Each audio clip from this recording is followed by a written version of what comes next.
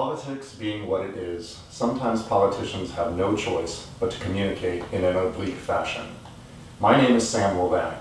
I am a co-founder and chairman of the board of the Responsible Citizens of California, an open carry advocacy civil rights group. I believe that if you read between the lines, what Governor Jerry Brown was trying to communicate by signing AB 144 into law comes through loud and clear. Like all politicians, he took an oath to support and defend the Constitution of the United States, and this issue deals squarely with the Second Amendment. He is telling us that while he appreciates all the work we have done to normalize the presence of defensive weapons in the hands of law-abiding citizens, it's just not enough. The problem seems to be that the average handgun in a belt holster is simply not that visible. Most people just don't notice, and those that do don't care. Though I have personally encountered many who are grateful that there are sheepdogs among the sheep. The California legislature, through sheer incompetence, has driven the state economy into the ground, and their solution has been to cut police services and release tens of thousands of felons back onto the streets. Criminals let loose to prey on the unarmed are undoubtedly a very serious public safety issue. Everyone knows that the police can't be everywhere, and the courts have held that they are not required to defend any individual from anything or anyone. However, we also know that societies that allow law-abiding citizens to own and carry weapons have reduced rates of all types of crime. Even the most hard-headed police chief knows that criminals don't open carry. Now Jerry Brown is asking us to do more, and we are ready to rise to the occasion.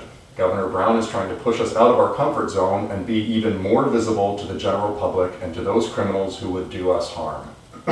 That means open carry of rifles and shotguns. My organization, the Responsible Citizens of California, is hosting open carry events in both Northern and Southern California on October 22nd, 2011. In addition, we certainly welcome any other civil rights groups to exercise their God-given, constitutionally guaranteed, pre-existing, enumerated, Supreme Court verified rights to keep and bear arms at their own events on that same day. The Responsible Citizens of California will be hosting a long gun optional meet. Everyone is invited to carry handguns, rifles, shotguns, or even one of each. You are not required to carry a weapon to attend, so those people with questions about the open carry movement are especially welcome. There are still police officers who don't know the law, so I urge you to bring your audio and video recorders and have them switched on and recording before you pick up your weapon. Also, please refrain from wearing camouflage or t-shirts with violent messages. We are ambassadors of the Second Amendment community and need to dress appropriately for the venue. I would like to take a moment to talk about muzzle discipline. It is imperative that your weapon is always pointed in a safe direction, but since you cannot holster a rifle or shotgun, this becomes more of an issue when carrying a long gun. If you are going to carry your long gun at this event, it is important that the weapon has a sling. The weapon can be carried in one of two ways, muzzle up or muzzle down. For muzzle up, grasp the sling with your support side hand and slide your arm into the sling as if you were putting on a coat. As you do this, grasp the buttstock with your firing side hand and settle the sling down onto your shoulder. Maintain this contact with the stock of the weapon. As you can see, the muzzle is pointed in the safe direction, though police helicopters might be of a different opinion, but that is their problem. Muzzle down carry is the preferred method if you are also carrying a handgun, as I will be.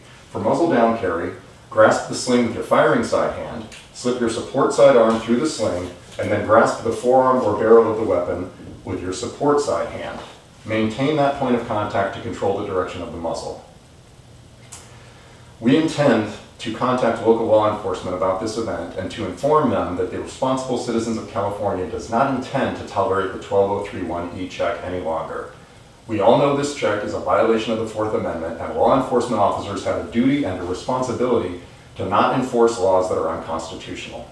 Therefore, we are going to put local law enforcement on notice that we will be gathering the names and badge numbers of any officers that conduct 12031E checks in the absence of any reasonable, articulable suspicion of a crime. These officers will be named and will be individually liable for damages in federal court when we file suit to have this law declared unconstitutional. Claiming I was just following orders is not going to cut it. The 12031 e-check is not mandatory for officers to conduct. It is purely optional and unnecessary and is used simply to intimidate the Second Amendment community in California and is chilling to liberty. It's easy to tell a good cop from a bad cop in this regard. Good cops don't do 12031 e-checks.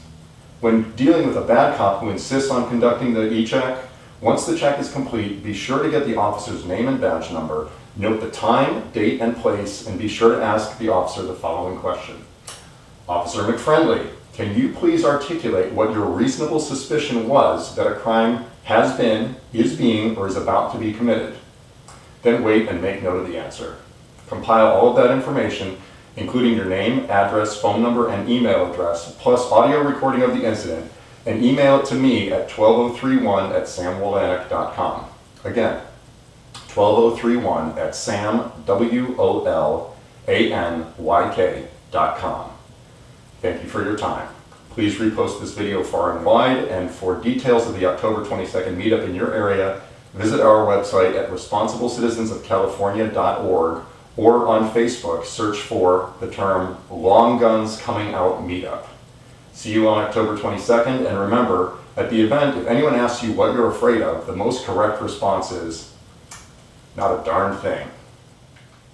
Until next time, carry on.